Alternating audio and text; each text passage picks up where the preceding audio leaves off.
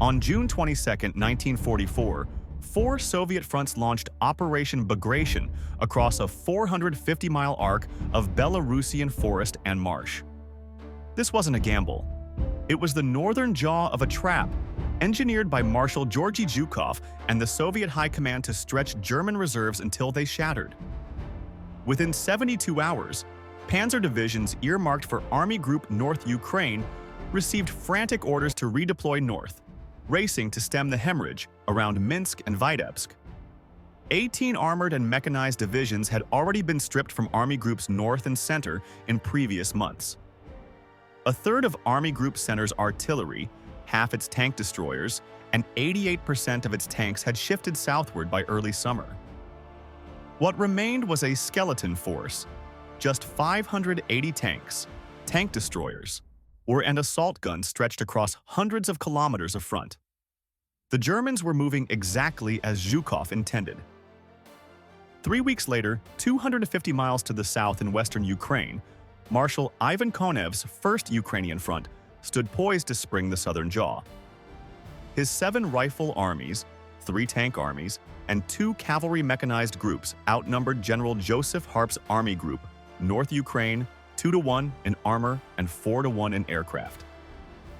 Soviet strength approached 1 million men, nearly 2,000 armored fighting vehicles, and over 11,000 guns. The coordination was deliberate and devastating. If you're interested in how wars are actually decided by logistics, math, and doctrine, subscribe now, turn on notifications, and stay tuned for more in-depth World War analysis. Let's continue. When 1st Guards Tank Army swung northwest after the breakthrough, it would physically block 4th Panzer Army from reinforcing the collapsing center. These two offensives, separated by weeks and hundreds of miles, would function as a single strategic hammer. Army Group North Ukraine stood directly on the anvil. By early July, Konev's staff had achieved what German intelligence couldn't grasp. They'd transformed operational deception into overwhelming material reality. Along a 26-kilometer breakthrough sector west of Brody, Soviet engineers positioned roughly 6,240 guns and mortars. That concentration reached 240 tubes per kilometer of front, exceeding anything seen before in the war's southern theater. During daylight, camouflage discipline remained absolute. Guns sat beneath netting woven with vegetation cut fresh each morning from nearby orchards. Crews replaced the foliage daily as leaves curled and browned in the July heat. Gun crews sheltered in dugouts scraped into tree lines, forbidden the comfort of cooking fires that might betray their positions to Luftwaffe, reconnaissance aircraft circling at altitude. Even tobacco smoke was considered a risk. The deception extended far beyond simple concealment. Following doctrine refined since Kursk, Maskirovka teams erected dummy artillery parks on secondary axes, complete with false radio traffic, simulating entire formations that existed only in German signals intelligence reports. Hundreds of fake vehicles and guns were positioned to draw attention. Our real units maintained strict radio silence while decoy networks chattered in patterns carefully designed to pull German attention towards sectors Konev had no intention of attacking.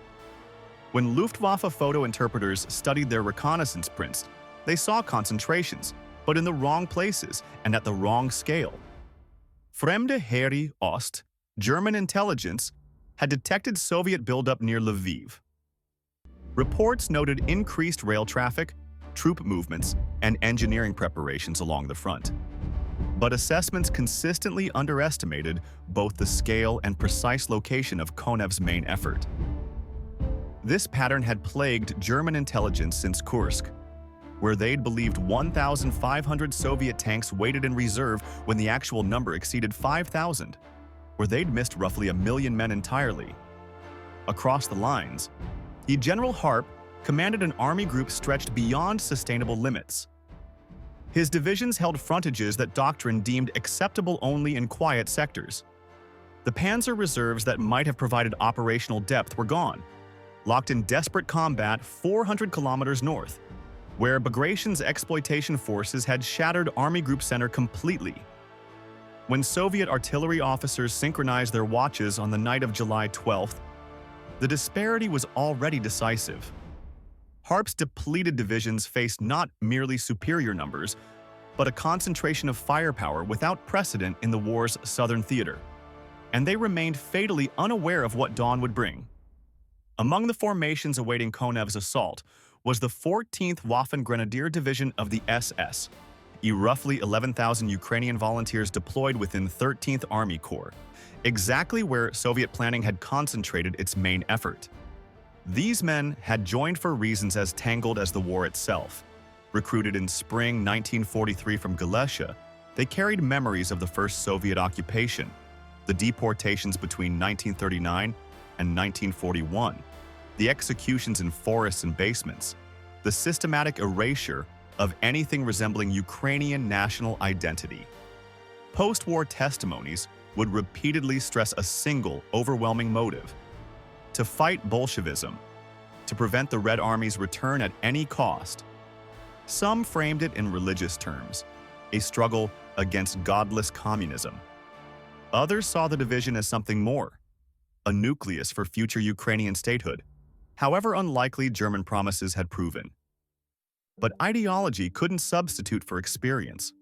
The division had received only months of incomplete training before mid-February 1944, when, over SS Brigade Führer Fritz Freytag's explicit objections that his men were unprepared, they were thrown into anti-partisan operations.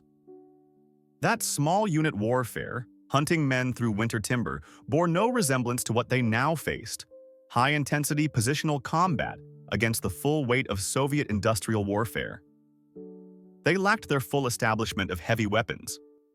They relied on horse-drawn transport where German formations had trucks and half-tracks. Their artillery regiment fielded a mixture of captured and German howitzers. Their infantry carried standard Karabiner 98K rifles alongside MG 42 machine guns, adequate equipment rendered meaningless by inexperience. Now they held the eastern perimeter near Pidhertsi Castle and Olesko. He dug into positions that would become the Brody Pocket's killing ground. Private Mykola Shevchenko crouched in a trench carved into Ukrainian black soil, the same rich earth his grandfather had farmed 40 kilometers east before the first Soviet occupation. The walls rose to his shoulders, shored with logs cut from a nearby birch stand. Splinters of white bark caught the faint starlight. Somewhere behind him, a horse stamped and snorted. One of the draft animals that pulled their field kitchen, now silent and cold because fires were forbidden. The air hung thick with turned earth and the sour tang of unwashed wool. His own uniform, damp with sweat that refused to dry in the July humidity. His hands rested on his rifle's wooden stock, slick with oil he'd applied the previous evening. I'm working by touch in darkness because even a match flame could draw artillery. From the north came a sound like distant thunder. It didn't stop. The man beside him, Taras, a former seminary student from Ternopil, whispered that it was 42nd Corps at Horokhiv getting hit first. The thunder grew.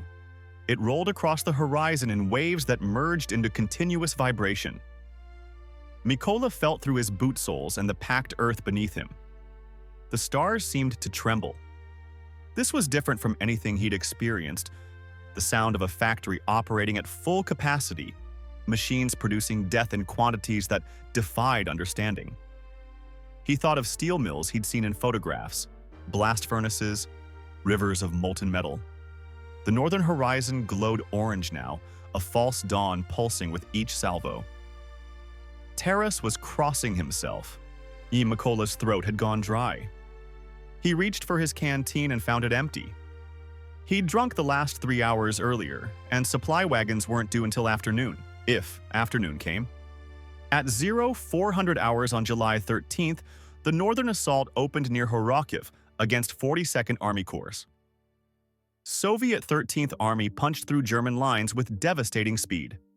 By nightfall, penetration reached 20 kilometers, a rate of advance that shattered assumptions upon which German defensive doctrine rested. The northern pincer was already turning south toward Rava-Ruska. Then on July 14th, the second hammer fell directly on 13th Corps. Artillery preparation followed Soviet doctrine with mechanical precision. Batteries grouped every few meters along a 3 to 4 kilometer front delivered a rolling barrage, advancing 100 meters every few minutes. The Galician division's forward positions near Podurtsi and Olesko were systematically obliterated. Field telephone lines disintegrated in the opening minutes. Observation posts were blinded by dust and smoke. The few reports reaching Corps headquarters spoke of total disruption, companies ceasing to exist as organized units. Above the artillery, 2nd Air Army added its weight. When German armor attempted counterattacks, 8th Panzer Division trying to shore up the crumbling line, Soviet Ilyushin II Sturmoviks descended in waves. 2nd Air Army dropped 17,200 bombs on German tanks and columns, a torrent of ordnance that shattered counterattack formations before they could reach Soviet spearheads. The coordination was seamless.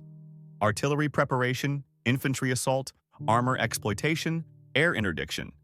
Feldwebel Heinrich Brenner huddled in a battalion command post, a farmhouse cellar near Brody. The ceiling shook. Plaster dust drifted down in white curtains coating everything. The radio set, the map spread across the table. The signals operator hunched over equipment with headphones pressed to his ears. Each detonation sent new cracks racing across stone overhead. There were no pauses between salvos. Explosions merged into sustained roar pressing against his eardrums until he felt his pulse in his temples. The cellar smell was a living thing.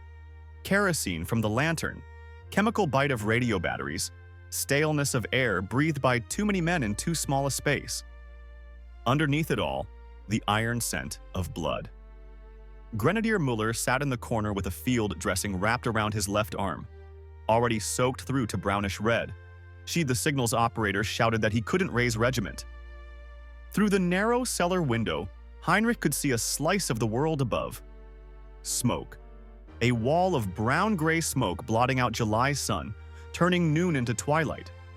Shapes moved within it, running figures impossible to identify as friend or enemy. A horse galloped past, riderless, its mane streaming fire. The animal's screams cut through even the artillery, a high wailing that ended abruptly somewhere out of sight. The ceiling cracked. A chunk of plaster dropped onto the map table, scattering markers showing positions that no longer existed. Division was ordering immediate withdrawal to secondary positions. Heinrich knew those positions. He'd seen them that morning. Nothing but shell craters and churned earth where trenches had been. By nightfall on July 14th, the Soviet forces had breached German lines at Zoloyev in the south, matching the northern penetration near Horokhiv. 13th Corps now protruded into a salient exposed on 3 sides. The Brody pocket was taking shape. On July 16th, Konev committed his exploitation forces. General Mikhail Katakov's 1st Guards Tank Army and Mobile Group Baranov, held in reserve precisely for this moment, poured through corridors barely 3 miles wide, still under artillery fire from German flanks, yet advanced with startling speed. Within 3 days, Baranov's mobile group captured Kamionka-Strumilowa and secured a bridgehead on the Bug River's western bank, severing 13th Corps' escape routes westward. General Pavel Rybalko's 3rd Guards Tank Army drove through the southern cutoff corridor, an even narrower passage under constant counterattack from 48th and 24th Panzer Corps. The corridor was a killing ground. German artillery bracketed the road continuously, but Rybalko's tankers pushed through with infantry clinging to hulls, maintaining momentum German mobile reserves couldn't match. The 8th Panzer Division commander disobeyed movement orders and took a failed shortcut that left his attacks unsupported. Desperate counterattacks by 48th Panzer Corps dissolved under Soviet combined arms fire.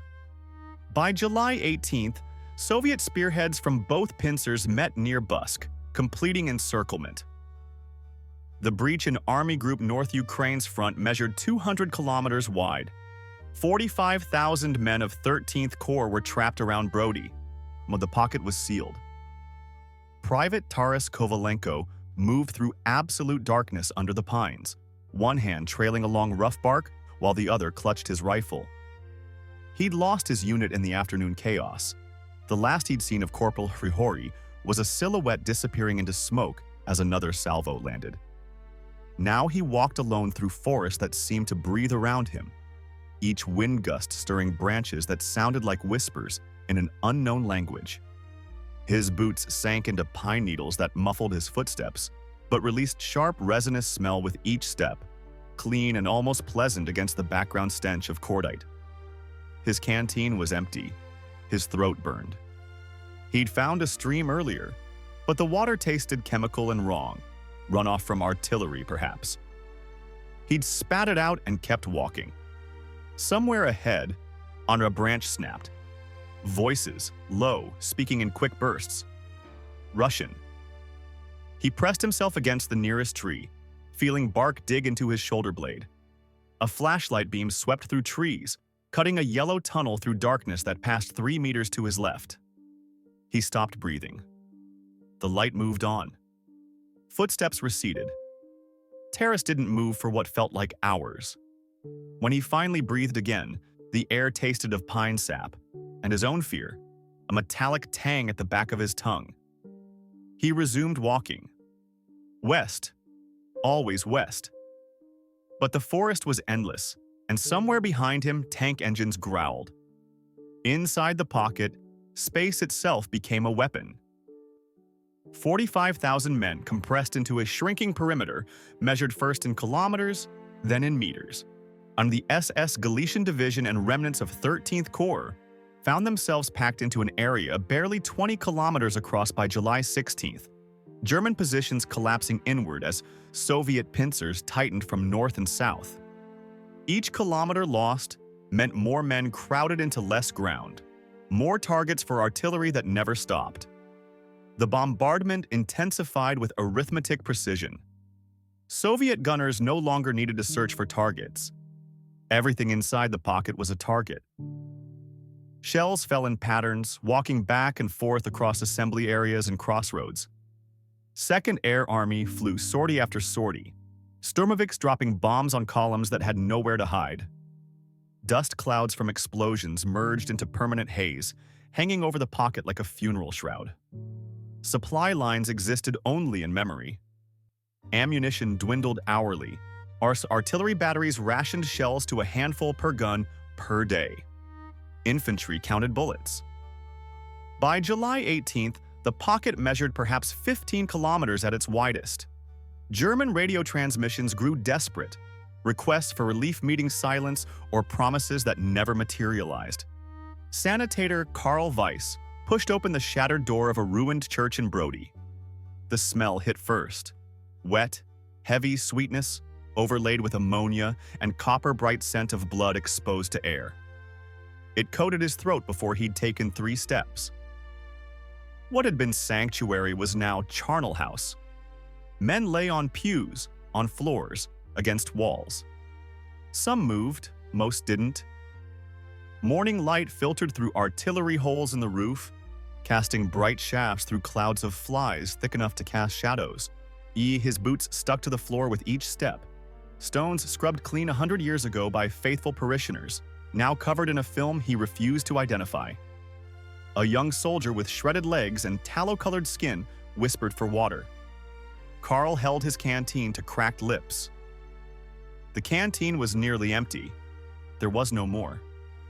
From outside came the sound of shells falling, distant but growing closer, walking toward its target in measured steps. The blast hit the eastern wall. Stone and plaster cascaded inward. When dust cleared, a section of roof had collapsed onto wounded men. A hand protruded from rubble, fingers still twitching. Karl straightened. He wiped his eyes with a sleeve that came away gray. From across the church came another cry for a medic. He walked toward it. What else was there to do? While men died in the Brody pocket, the Soviet factories produced 1,200 T-34/85 tanks every month by mid-1944, output that dwarfed anything German industry could sustain. The Kirov plant in Chelyabinsk turned out IS-2 heavy tanks at rates that would have seemed fantastical in 1941. These weren't theoretical production numbers. They were steel vehicles rolling off assembly lines, loaded onto flat cars, delivered to front depots where replacement crews waited. When a Soviet tank army lost 50 vehicles in a breakthrough, 50 more arrived within days. When German panzer divisions lost the same number, those tanks were simply gone. Second Air Army's 17,200 bombs represented not just tactical air support, but complete integration of aviation into combined arms warfare. Every sortie required fuel, ordnance, ground crews, and forward airfield supplied by logistics networks the Germans could no longer sustain. Soviet artillery fired shells at rates that would have exhausted German ammunition in days. Those 240 guns per kilometer continued firing because trains delivered thousands of tons of shells to railheads where trucks carried them to battery positions in an unbroken supply chain. This was the unglamorous foundation beneath operational brilliance, the capacity to sustain violence at industrial scale. German commanders reported crippling ammunition shortages even before the offensive began. Soviet tank armies advanced hundreds of kilometers without operational culmination. Not because Soviet tankers were braver, but because fuel trucks kept pace.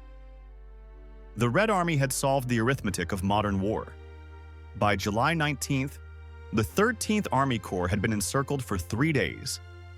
The SS Galician Division, positioned on the pocket's southern edge, organized the first major breakout attempt.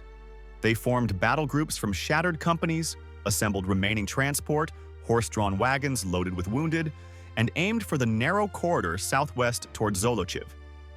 Soviet artillery had already registered every likely escape route. The roads became slaughterhouses. Grenadier Viktor Molnar's boots sank ankle-deep in mud the color of wet cement. Rain had fallen before dawn, a brief, violent downpour turning the road into muck. The column stretched ahead and behind, hundreds of men moving in silence broken only by squelching footsteps and occasional whinnies of exhausted horses. So then the first Katyusha rocket announced itself, a shriek rising in pitch until it vibrated in teeth and skull. Victor threw himself sideways into the ditch. Mud embraced him cold and thick, closing over legs and hips as the world erupted. Rockets fell in clusters. Each impact threw fountains of earth and fire skyward. He pressed his face into mud, feeling it ooze into nostrils and mouth corners. He couldn't breathe, couldn't think, could only endure. When the barrage lifted, the road was gone. Where the column had been, only craters remained. A wagon lay on its side, one wheel still spinning lazily. The horse that had pulled it was scattered across 20 meters of churned earth. Steam rose from the remains. Someone was screaming. A shape in the mud that had been a man and was now something missing pieces a man couldn't survive without. Another rocket shriek split the air. Victor pulled himself from the ditch. His rifle was gone, lost in mud. His hands shook so badly he couldn't form a fist. He ran. Unteroffizier Lev Mikhailovich crouched behind a fallen oak at a clearing's edge near Bilig Kamin. The village was burning, flames casting dancing shadows, painting everything orange and black. Heat reached him at distance, carrying the smell of burning pine and something organic underneath. His company, what remained, huddled in darkness behind him. 11 men. There had been 96 when the offensive began. He studied the terrain, open fields stretching to either side, flat expanses of unharvested wheat offering no cover when dawn came. A Soviet tank sat beside the church, its silhouette visible against flames. His throat was raw. He'd drunk his last water 18 hours ago. He checked his rifle. 3 rounds remained. When the fire dies, he told his men, we move through the fields. Stay low. No one stops. No one helps anyone who falls. We reach German lines or we die. The flames diminished, collapsing inward. Soon there would be only embers. Soon they would move. By morning on July 22nd, the pocket had compressed to a square barely 5 miles across. The Fusilier Battalion abandoned Belaj Common as Soviet artillery resumed pounding. Inside the perimeter, thousands of men, German infantry, Ukrainian volunteers, artillery crews without ammunition, surged southward in a final desperate mass. This was no longer organized military maneuver. This was survival. The attack overwhelmed Soviet 91st Separate Tank Brigade through sheer desperation and weight of numbers. A fierce hand-to-hand fighting erupted as encircled troops poured through the breach before Soviet reserves could seal it. Thousands escaped southward through that narrow corridor before the pocket collapsed completely by evening. Of 12,000 men from the SS Galician Division who entered battle on July 13th, only 3,000 reached German lines. The rest lay dead in forests around Pidhirtsi and Olesko, stumbled into captivity, or melted away to join Ukrainian partisan bands. Soviet reports claimed over 32,000 prisoners from the encirclement. 13th Army Corps ceased to exist as a fighting formation. Between July 22nd and 27th, Soviet tank armies covered nearly 90 kilometers across western Ukraine, a tempo giving Army Group North Ukraine no opportunity to establish coherent defensive lines. Lviv fell on July 27th, or captured only 5 days after the Brody pocket's destruction. Not after weeks of positional warfare, but as part of a continuous operational sequence. Within 48 hours, lead elements of 351st Rifle Division reached the Vistula near Baranov-Sandomierz. Without waiting for bridging equipment, they began crossing in assault boats under darkness. By morning, entire armies were pouring across, expanding a bridgehead to 12 by 8 kilometers in a single day. The Vistula, a major water barrier that should have required days of preparation, had been forced on the march. Soviet forces had advanced over 300 kilometers in just over 2 weeks. German attempts to establish defensive lines dissolved before they could be manned. The Sandomierz bridgehead expanded despite German counterattacks involving 140 tanks. On August 13th, a 14 Tiger IIs from 501st Heavy Tank Battalion encountered 11 IS-2 heavy tanks at 600-meter range. 4 Tiger IIs were destroyed outright, 7 more damaged. Sandy terrain allowed Soviet tanks to maneuver against thinner side armor. 3 Tiger IIs were captured while still operational.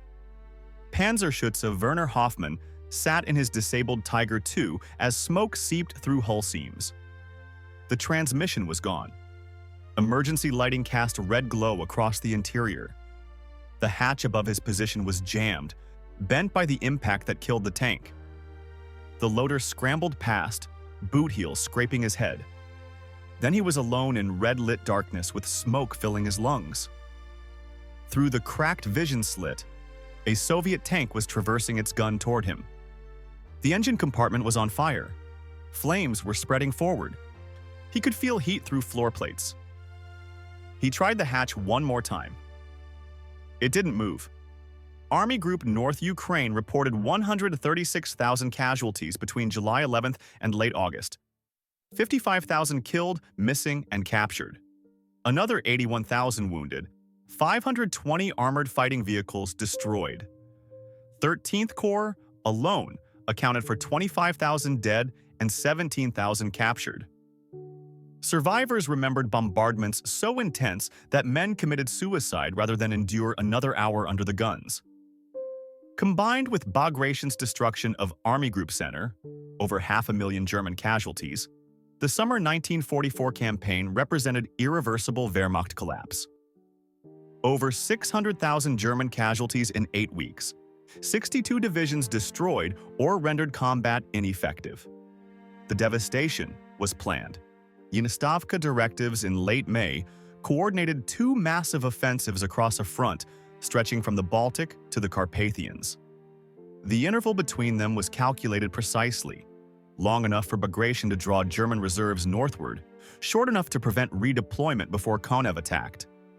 The 2 offensives operated as coordinated elements of a single strategic design. The Red Army stood on the Vistula, 120 kilometers into Poland, holding bridgeheads that pointed toward the Reich. Hauptmann Friedrich Lange stood before the situation map at 4th Panzer Army headquarters, watching his adjutant remove unit markers representing divisions that had ceased to exist. The blue symbols, neat rectangles and ovals that had looked reassuring on paper, were being peeled away one by one, leaving empty space where Army Group North Ukraine had been. The headquarters smelled of cigarette smoke, cold coffee, and the staleness of men who hadn't slept in days. Somewhere in an adjacent room, a teleprinter chattered, another report from another unit, probably already overrun. 349th Infantry. Combat ineffective, remnants absorbed into a battle group. The marker for 13th Corps was large, representing 5 divisions and 45,000 men. The adjutant's hand hovered over it. "Remove it," Friedrich said. The marker came off the map.